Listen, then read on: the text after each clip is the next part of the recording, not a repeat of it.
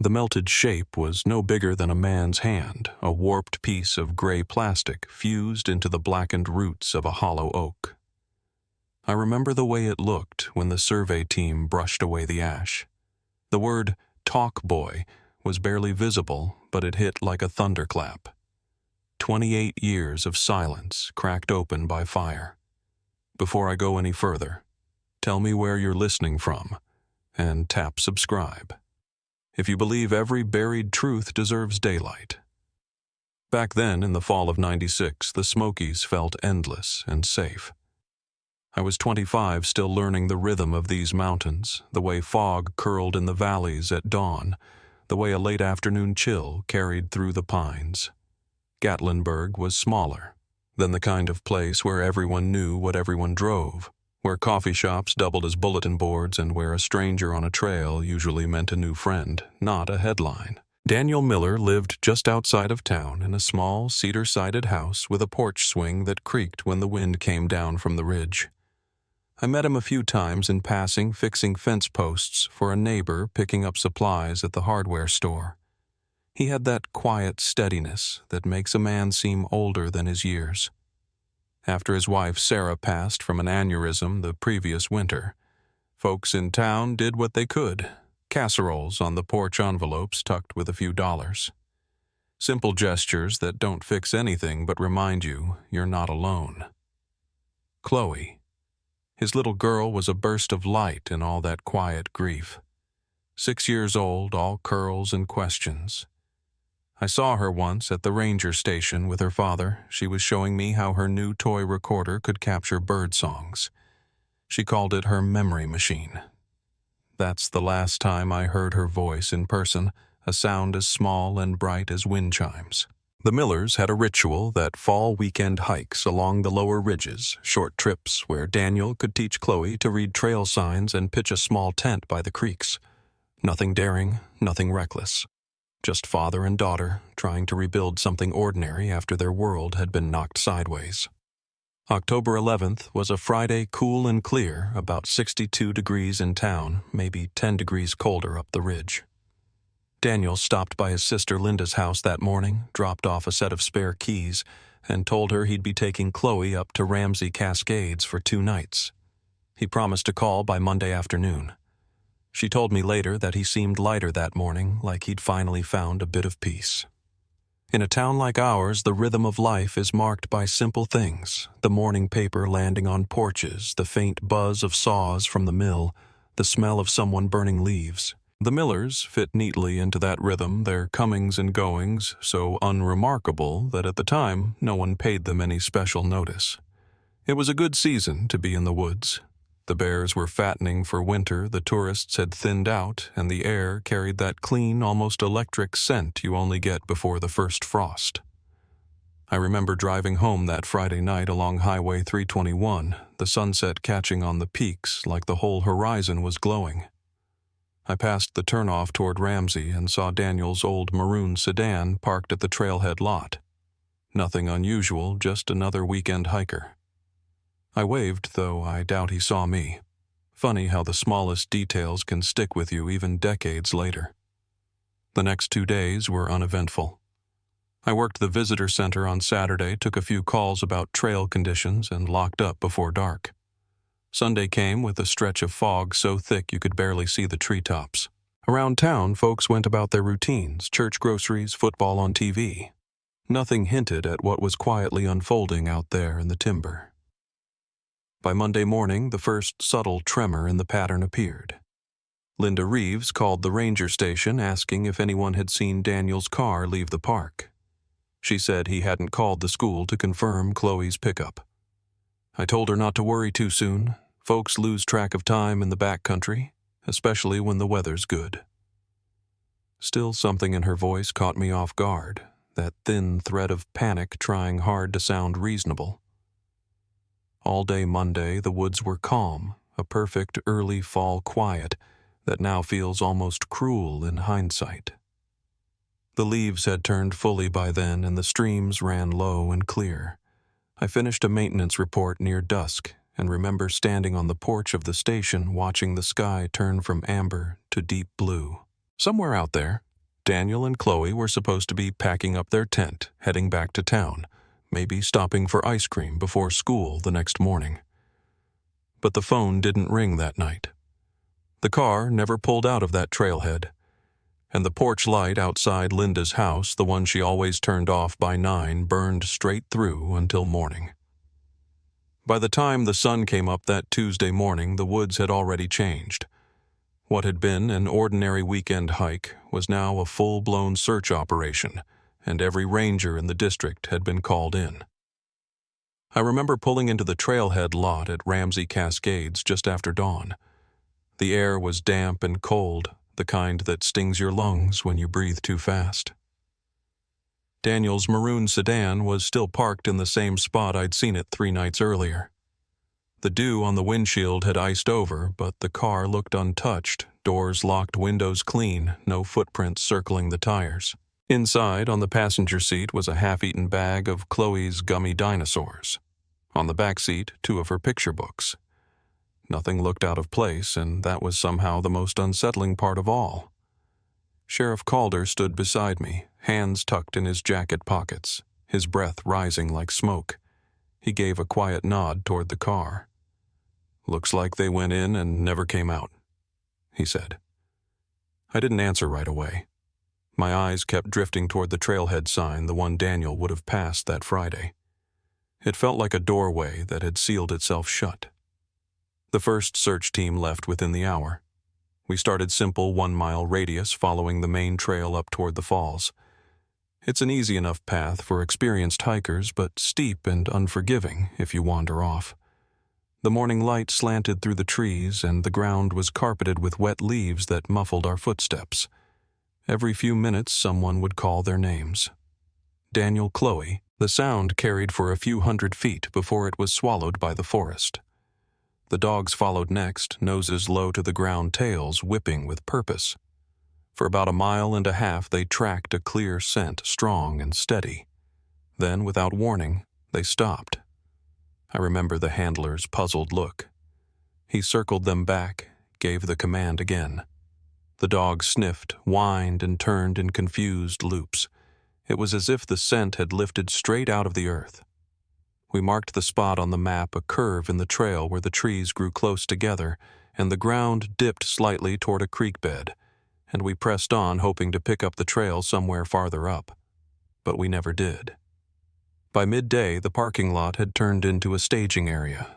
Rangers, deputies, volunteers, park medics, dozens of people moved in quiet coordination. The air hummed with radio chatter and the whir of a helicopter circling above. Linda Reeves stood off to the side, her face pale and still clutching a thermos someone had handed her, but never drinking from it. She kept asking if maybe Daniel had decided to camp farther out, maybe near the ridgeline. Maybe he'd gotten turned around. Sheriff Calder promised her we'd find them before dark. I wish I'd believed him. As the afternoon stretched on, we split into grid teams and fanned out through the hollows and slopes beyond the main trail. Every footstep felt heavier than the last.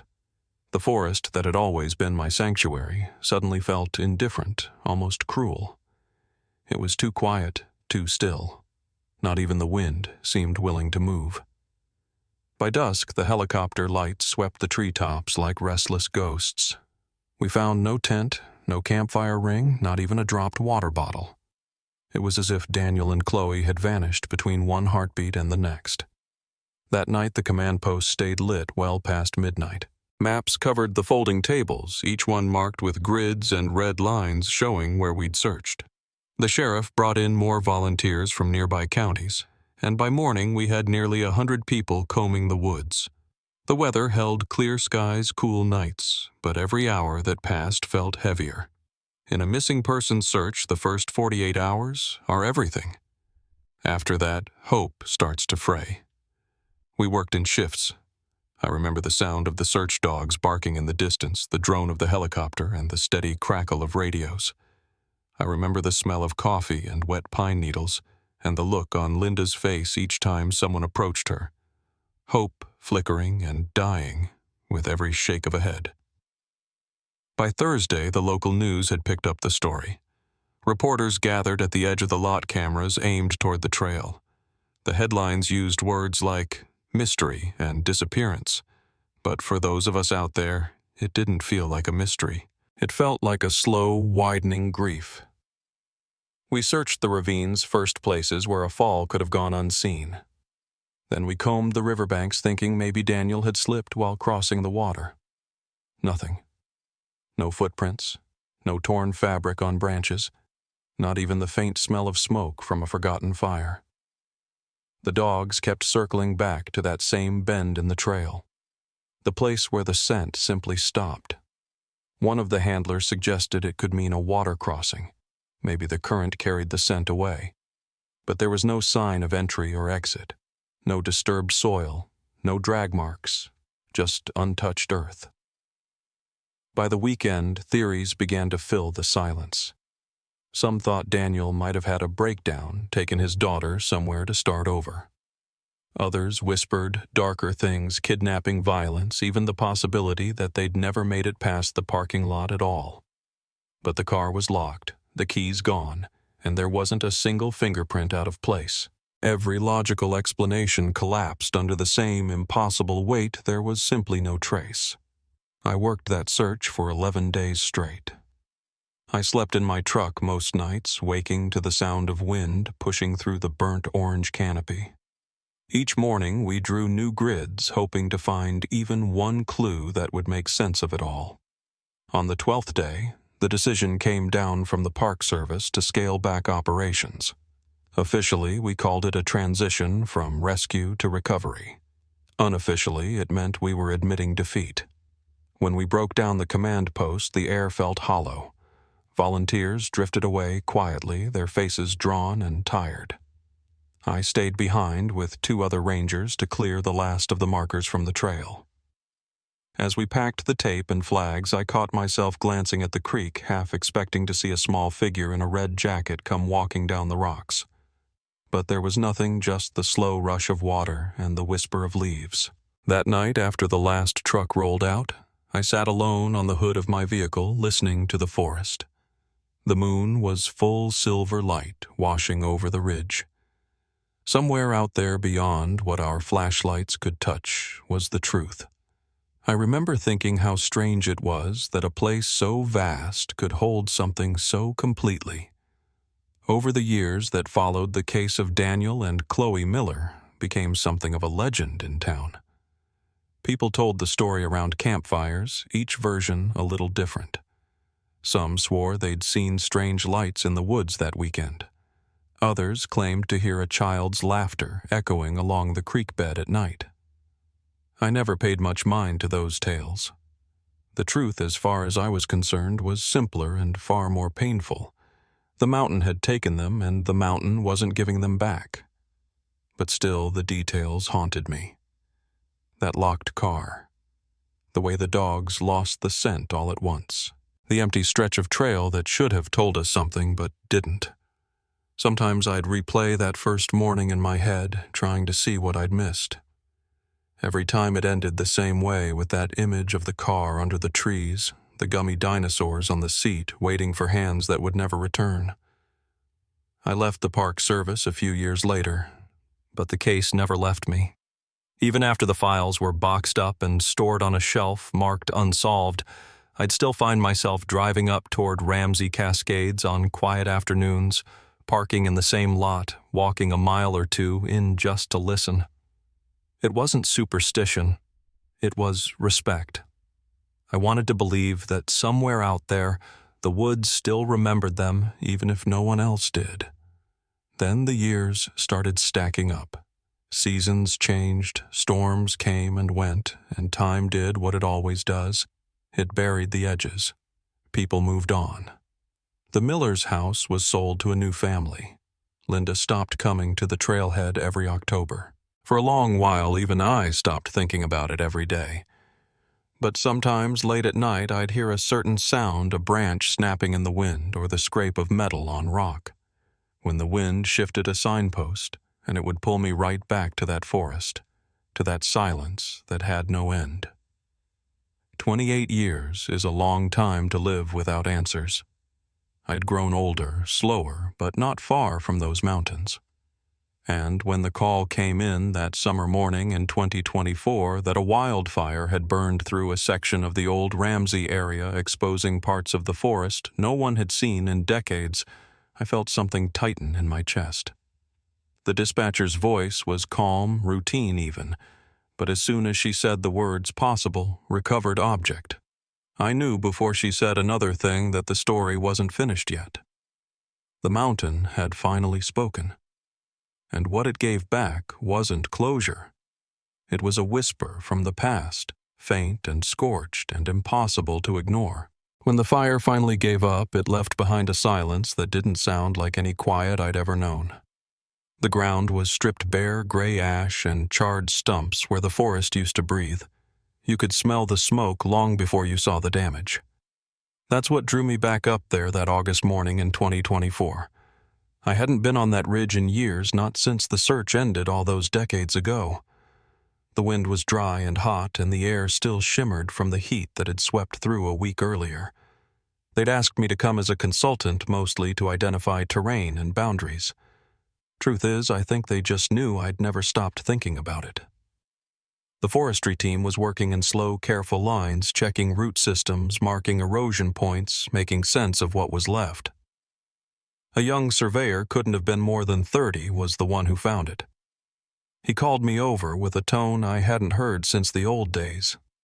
Not panic exactly, but something close. When I reached him, he was crouched near the base of a hollow oak that had burned clean through the inside, black as coal. Wedged between the roots was a lump of melted plastic about the size of a fist. The sunlight caught a small patch of silver on it, just enough to make out the faint curve of a word. Even before I could read it, I knew. The word was "Talk Boy." It stopped me cold. For a long time, none of us said a thing. The surveyor kept brushing at the ash, gentle as if it might crumble under his fingers. The edges of the toy were warped, the casing fused and twisted from the heat. A piece of the red plastic still clung to the side, half melted, but unmistakable. I had seen that toy before, Khloe showing it off to me in the ranger station, proud of the way it recorded her voice. Seeing it there in a place no one had ever been able to reach felt like standing at the edge of two worlds, colliding the living and whatever comes after. The sheriff's office arrived within the hour, the same department, but a whole new generation. Sheriff Calder had passed years back, but his successor treated the discovery with the same quiet reverence. They sealed off the area, took photographs, logged coordinates. I stood a few feet back, watching as they lifted the toy from the ground. The roots had wrapped around it like a hand refusing to let go. When they pulled it free, ash drifted through the air like gray snow. It wasn't just an object anymore. It was a message waiting 28 years to be heard. At the lab in Knoxville, they handled it like an artifact from another century. The casing was almost gone, but tucked inside, miraculously intact, was the tiny microcassette. It was caked in soot and soil, the tape curled in on itself like something trying to hide. The technicians said the odds of getting anything from it were slim to none, but they promised to try. They humidified the reel, cleaned each millimeter by hand. Days passed like that steady work, steady silence. I visited once, stood behind the glass as they worked. The machine they used looked older than most of the people in the room, rigged to coax sound from damaged tape. I remember the way one of the techs said it half under his breath. If there's anything left, it'll speak when it's ready. When the audio finally came through, it wasn't much, just static at first, a low hiss like wind trapped in a tunnel. But as they cleaned the signal, something began to take shape beneath the noise. A rhythm, a human voice. The moment it became clear, the entire room went still. It was Daniel. The years hadn't erased his tone. It was faint, strained, but his calm was unmistakable. "Sarah," he said barely above a whisper, "if you can hear this." He paused for a long moment, then his voice steadied. He mentioned being off the trail by a big hollow oak. said Khloe was asleep. He was leaving a message, not panicked, just deliberate, like a man marking his place in the dark. Then came something else in his voice. Fear. He said he'd been hearing a sound for hours. Metal against rock. The way he said it, hesitant, careful, made it clear he didn't understand what it was. There was another pause. Then the tape crackled, nearly breaking apart. Wait. Shh. It's getting closer, he whispered. And that's where the recording ended. A quick, violent rustle, the sound of movement, and then nothing. No cry, no scream, just the hiss of the tape running out. When the playback stopped, no one spoke for a while. I looked around at those faces, people too young to have lived through the search. But each of them carried the same expression I remembered from the old days. It wasn't shock. It was grief finally given sound. For all the years we'd spent looking for footprints, for traces, for anything we had missed, the one clue that had been sitting there all along, buried under layers of earth and time. The tape changed everything. It proved they were alive long after we'd started searching. It confirmed they'd gone off trail, but it also raised more questions than it answered. What was that metallic sound he described? Why would an experienced hiker like Daniel have led his daughter away from the main path? There were theories, of course. Some said maybe he'd stumbled across an old mining shaft, something unstable that collapsed. Others wondered if he'd been hiding from someone, a person he'd met out there. But no record, no footprint, no bone had ever been found. Only that toy in a part of the forest so choked with brush and stone that even a deer couldn't have passed through before the fire cleared it. After the audio was made public, I drove back to Ramsey one last time. The burn zone stretched for miles. Black soil, fallen trunks, everything stripped to its skeleton. Standing there, it was hard to imagine the place as it had been alive, green, echoing with water and birds. I walked until I reached the ridge above the hollow where the surveyor had found the talk boy. The ground was scorched but soft under my boots. I knelt down and ran my hand through the ash. For a second, I thought I caught the faintest scent of something sweet, like the gummy candies Khloe used to eat. Maybe it was just memory playing tricks. Linda came up a few days later. She's gray now, but her eyes are still sharp. She stood beside me, looking out over the burned valley, her arms folded tight. I always thought I'd get a call saying they found them, she said quietly. But I never thought I'd hear his voice again. I didn't know what to tell her. There are some things words don't fix.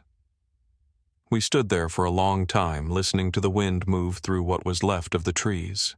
It made a faint clinking sound as it passed through the charred branches. Metal against wood.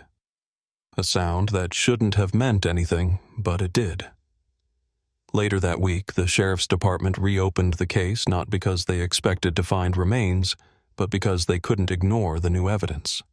They combed the surrounding area again, scanning for metal traces, buried tools, old mining debris, anything that could explain that noise. They found nothing. The fire had burned too hot, stripped away too much. Still, part of me wonders if what Daniel heard wasn't something from the forest at all. Maybe it was something human, someone out there that night who never wanted to be found. The recording was transferred to digital and archived with the case file. I was given a copy, though I only listened to it once more. Hearing his voice a second time was worse than the first. There's a moment right before the panic where his tone changes from calm to something close to realization, like he's seen what's coming but can't do a thing to stop it. I stopped the playback there. That's the point where the line between knowing and imagining blurs, and I'd lived too long on that edge already. As the weeks passed, the news faded again. The wildfire was the bigger story, and the Millers became a footnote in the coverage, a decades-old mystery touched by flames. But for those of us who remembered the real people behind the legend, the discovery didn't bring peace. It reopened everything. It made me picture that small campsite, the hollow oak, the child asleep beside her father, the sound of something metallic scraping through the dark. I don't know what it was. None of us do. But I do know this: the mountain doesn't forget. It just waits for the right season to speak. And when it does, it doesn't give answers, it gives reminders. That's what the talk boy was. A reminder of a father doing his best to protect what he loved most, and of how thin the line is between safety and loss. When I left the ridge that evening, the light was fading and a storm was rolling in from the west. Thunder echoed through the valley, sharp and distant like metal striking rock. I remember thinking how strange it was that after all these years the sound still carried that same weight, a warning from somewhere deep in the woods, telling us we still didn't understand what really happened out there. And maybe we never would. The morning they played that tape for the first time in the sheriff's office, the world outside went on like nothing had changed. Trucks rolled down Highway 321, tourists stopped for breakfast at the diner, and kids waited at bus stops in the chill of early fall. But inside that building, time had stopped. We sat in a small conference room, 4 of us around a table, the recording equipment laid out like something fragile and sacred. The lab had sent over a digital copy, the cleaned version, and the deputy hit play. I thought I was ready to hear it again. I wasn't. It started with the same hiss, that low, uneven crackle that filled the space between seconds. Then Daniel's voice came through, quiet, deliberate. He spoke in that calm tone of his, like he was trying not to wake Khloe. Hearing it again after all these years, I felt a tightness in my chest that surprised me. It wasn't just his words, it was how normal he sounded at first. He wasn't panicked. He wasn't lost. He was documenting something, leaving a trail in case someone ever came looking. But then, as the tape went on, you could hear the change, the small quiver in his breath, the way the background silence turned heavy, almost charged. When he whispered about the sound metal against rock, I caught myself glancing toward the corner of the room, as if I might hear it too. The final seconds, the rush of movement, the quick intake of air before the silence hit me like a punch. When it ended, no one said a word. You could hear the hum of the fluorescent light above us, a faint buzz that suddenly felt too loud. Sheriff Hardin leaned back in his chair, rubbing a hand over his face. "We don't have the luxury of calling that coincidence," he said quietly. "If there's a metallic source out there, we'll find it." I wanted to believe him, but part of me knew the forest doesn't give up what it wants to keep. We went back out 2 days later. The burn zone was still hot in places, faint threads of smoke curling from the soil when the wind shifted. The trees stood like blackened skeletons, and every step sent up a puff of gray dust. I led the team toward the hollow where the talk boy had been found, marking off a wider perimeter this time. The goal was simple: find anything metallic. We used ground scanners, magnetometers, metal detectors, even drones with thermal cameras. The landscape was open now, stripped bare, no underbrush left to hide the ground. But despite the openness, it felt claustrophobic. Every sound echoed. Every gust of wind carried that faint clink of debris shifting in the ash. We worked for hours before the first detector pinged. It was faint but sharp near a section of exposed rock about 50 feet downslope from the hollow oak. I knelt beside the technician as she brushed the soot away. At first it looked like nothing, a few bent fragments half fused into the ground. But as the dirt fell away, it became clear they were remnants of an old tool, maybe part of a pickaxe or crowbar, the handle long gone. The metal was old, rusted through, but it had been used hard. We found 2 more pieces nearby, buried in a shallow line, as if they'd been dropped or broken during use. The ranger who cataloged them guessed they could have come from an abandoned mining claim, though no official record showed one in that section of the park. When I stood up, I looked down the ridge and imagined Daniel somewhere in that direction, maybe hearing the same metallic scrape echo off the rocks at night. The sound he described wasn't random, it had rhythm, intent. A man who's lived his life outdoors can tell the difference between the wind and something made by hands. That night I couldn't sleep. I lay awake in the motel room, staring at the ceiling, hearing the faint hum of the air conditioner. I thought about the timeline: Friday afternoon, perfect weather, a father and daughter stepping onto the trail. Saturday night, a recording of fear in the dark. Sunday morning, silence. Somewhere between those points, something had happened that made an experienced outdoorsman hide and whisper into a toy recorder instead of calling for help. Theories filled my head, but none held up against the facts. No sign of a storm, no prints, no second vehicle, no human remains. Just that tape, the fragments of metal, and the hollow tree that had hidden them both for nearly 3 decades.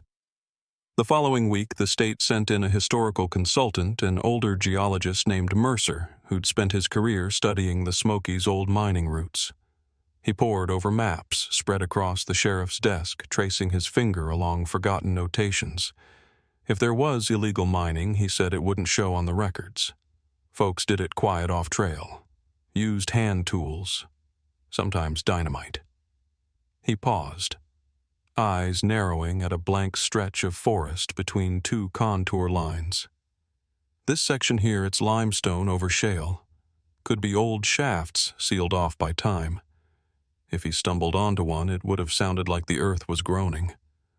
The thought chilled me. The idea of Daniel and Khloe huddled near a hidden shaft, hearing that noise from below, not knowing if it was the mountain or something human, it explained the fear without answering the mystery. I hiked back out there with Mercer the next day. The air had cooled since the fire. The ash settled into a fine powder underfoot. We reached the ridge near midday, the sun beating down through the haze. Mercer tapped his walking stick against the rock face, listening. The sound carried differently in places, hollow, resonant. He marked 2 points on the ground where the echo deepened. Cavities, he said. Could be small, could be large. We won't know without ground imaging. We brought in a scanner the following week. The data showed voids, shallow tunnels less than 15 feet deep, branching off under the ridge. They'd likely been sealed by erosion long before Daniel ever hiked through. But in one section, near where the talkboy had been found, the soil density dropped sharply, as if something had disturbed it. Maybe a collapse. Maybe something buried. The team started a controlled excavation, slow and careful. Every few inches, we sifted through layers of ash and soil. At about 3 feet down, one of the deputies unearthed a small scrap of cloth, tan, weathered, melted at the edges. It was too degraded for analysis, but it wasn't natural. Standing there, I realized the forest had begun to speak again, just not in words we could fully understand. Everything we found hinted at presence, but not at outcome. It told us they were there, but not what they'd faced. That's the part that gnawed at me most. Late one evening, after the crew packed up, I stayed behind on the ridge. The sun was setting, washing the blackened valley in gold. I could hear the faint rush of the river below, the same one we'd searched all those years ago. The fire had stripped everything bare, but in that bareness, you could finally see the contours of the land, the deep folds and hollows that could hide anything, even a man and his child. I sat down near the hollow oak, what was left of it, and listened. For a long time there was nothing but wind. Then somewhere far off, the faint metallic ring of falling rock carried through the air. I froze. It was distant, too rhythmic to be random. Probably debris shifting from the recent rains, I told myself. Still, it set every hair on my arms upright. I didn't tell the sheriff about that sound. Some things don't make it into reports. They belong to the mountain, not the file. When I finally left that night, the stars were just beginning to appear faint against the haze. Driving down the mountain road, I caught sight of my reflection in the rearview mirror, the face of a man older than I remembered being, carrying a weight that hadn't lessened with time. We had proof of life, fragments of evidence, even the echo of a last message. But what we didn't have and might never have was the answer to the one question that mattered: what found them out there. The next morning, I got a call from Linda. Her voice was soft-tired. She said she'd been going through old family boxes trying to decide what to keep. "I found a letter Daniel wrote the week before they left," she said. "He talked about wanting to show Khloe something no one else could see. He didn't say what." She paused for a long time before adding, "He sounded hopeful. Not reckless, just at peace." I thanked her, hung up, and sat there for a while with the phone still in my hand. The hum of the refrigerator filled the silence, steady and low. I thought about that line, "something no one else could see." Maybe he'd found it. Maybe that's what the mountain was protecting all along. By then, the investigation had run its course again. The lab had nothing more to extract. The tunnels were sealed, and the case file thickened by one more chapter without closure. But that night, lying awake with the window cracked open, I heard a sound outside, faint, distant, like the scrape of metal on stone carried by the wind. I told myself it was nothing. Just the house settling. Just memory. But deep down, I knew better. Some echoes never fade. They just wait for the right silence to return. After that night, the sound never came again. Not once. The ridge grew quiet, the investigation wound down, and the mountain went back to being what it always was, vast, indifferent, and full of things it never meant for us to find. The excavation was sealed, the last of the tools hauled out, and the ash slowly gave way to new green shoots pushing through the soil. It's strange how fast life returns after destruction. Within a few months, there were small patches of moss clinging to the rocks and wildflowers pushing up through the gray dust. But every time I walked that stretch of land, I could still see the hollow where the oak had stood, and I'd remember the moment that changed everything, that warped piece of plastic glinting in the ash. The sheriff closed the case again that winter. The official report called it an unresolved disappearance, though everyone quietly agreed that wasn't the right word anymore. Daniel and Khloe weren't simply gone. They'd been there long enough to leave proof of life, long enough to leave a message. What happened after those last words on the tape, no one could say. Maybe they sought shelter in one of the old shafts. Maybe the collapse buried them deeper than the fire ever reached. The soil had shifted too many times over too many years to know for sure. But that voice, that small, steady whisper in the dark, it was enough to change how we spoke about them. They weren't lost hikers anymore. They were a father and daughter who held on until the mountain took the rest. Linda came to see me a few weeks after the final report was filed. She carried a small box, the kind you'd keep photographs in, but inside was only one thing, a copy of the tape sealed in a plastic sleeve. "I thought you should have this too," she said. I told her I wasn't sure I could listen to it again. She nodded. "I don't think you need to. You were there." She smiled faintly, that worn, distant kind of smile that comes from living with a truth that can't be fixed. We sat on my porch for a long while watching the light fade through the trees. She told me she was selling the house and moving closer to her daughter in Knoxville. "I used to think I'd never leave this place," she said. "But I think I've learned that you can love a place and still need to let it go." When she drove away that evening, her taillights disappeared down the road the same way her brother's had 28 years earlier. But this time I knew she wasn't looking back. The park placed a small bronze plaque near the Ramsey Cascades trailhead the following spring. It's simple. No photos, no elaborate dedication. Just their names, the year they vanished, and the words, "For those who walked into the wild and never came home." Every time I hike past it, I stop for a minute. Sometimes I see visitors pause there too, reading the inscription, tracing the letters with their fingers. Most of them don't know the story in full, just the outline, the way small towns pass down stories like hand-me-downs worn smooth by time. But the names stay. That's what matters. After the wildfire, the Park Service began updating its safety programs, not because they thought what happened to the Millers could be repeated, but because we learned something about how easily the woods can hide the truth. Drones became standard for search operations. Every backcountry permit now included GPS coordinates and emergency protocols. Small things, but they meant something to those of us who still carried the weight of that case. I remember a young ranger asking me once if I believed we'd ever know the full story. I told him the truth. Sometimes the best we can do is make sure the next one doesn't happen the same way. As for me, I stayed with the Park Service a few more years, then retired early. My knees were giving out, and there were younger folks who could hike farther and faster. But I still drive up to the mountains every few months. I walk short stretches of the old trails, the ones Daniel used to love. The woods are quieter now, or maybe I just hear them differently. When you spend long enough searching for answers in a place like this, you start to understand that the silence isn't emptiness. It's memory. The earth remembers in ways we never can. A few months ago, I was back at the ridge for a seasonal wildlife survey. The forest had grown thick again, the burn scars softened under layers of moss. I stopped near the hollow where the talk boy had been found.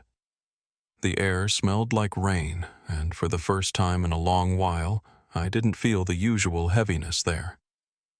I just stood and listened.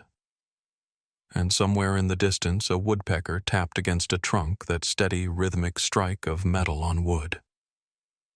The sound made me pause. It was the same rhythm Daniel had described, only now it didn't feel menacing.